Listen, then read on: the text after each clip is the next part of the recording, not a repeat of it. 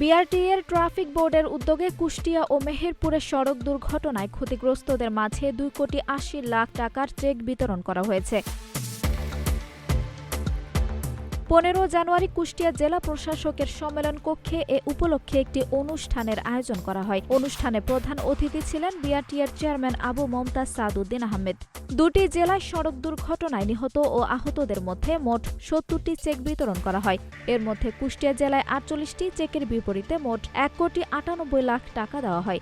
এতে আহতদের জন্য 13টি চেকে 23 লাখ টাকা এবং নিহতদের পরিবারের জন্য 35টি চেকে 1,75,00,000 টাকা বিতরণ করা হয়েছে। অন্যদিকে মেহেরপুর জেলায় মোট 22টি চেকের মাধ্যমে 82 লাখ টাকা সহায়তা দেওয়া হয়।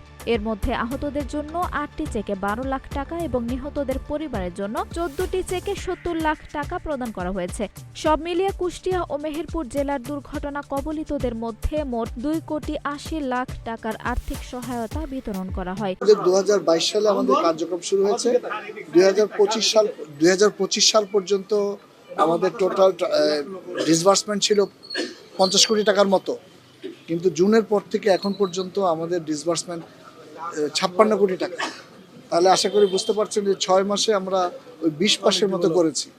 আমরা চাই এই সরকারের এই যে সেবাটা যাতে দোরগড়ে পৌঁছে দিতে সাধারণ মানুষের, এবং যাতে সাধারণ মানুষ এই দুর্ঘটনায় ক্ষতিগ্রস্ত পরিবারদের কাছে যাতে আমরা সহজে পৌঁছতে পারি সরকারের এই সহযোগিতা নিয়ে। রুট লেভেলের প্রচারণা চালাচ্ছি, স্কুল কলেজ মাদ্রাসা আমরা নির্দেশন এগুলো তো চালাচ্ছি, বাস স্টেশন, তারপরে বিভিন্ন পত্রপত্রিকায়, এমনকি আমরা টিভিসি করেছি। আপনারা দেখেছেন এই টিভিসিটাকে আমরা সংক্ষিপ্ত করে বিভিন্ন জায়গায় ছড়িয়ে দিচ্ছি যাতে জানে, এবং আমাদের বিভিন্ন জেলা প্রশাসক মহোদয়ের কাছে আমি ব্যক্তিগতভাবে ডিও লেটার দিয়েছি যাতে তাদের তথ্য অফিসারের মাধ্যমে সারা বাংলাদেশে এই সরকারের এই যে সহযোগিতার হাত বাড়িয়ে দেওয়া এটা যাতে পৌঁছে যায়।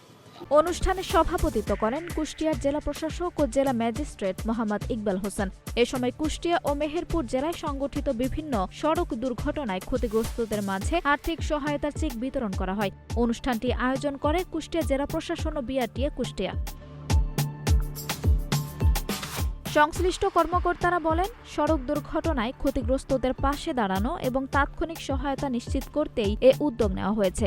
ভবিষ্যতে এ ধরনের সহায়তা কার্যক্রম অব্যাহত থাকবে বলে জানান তারা।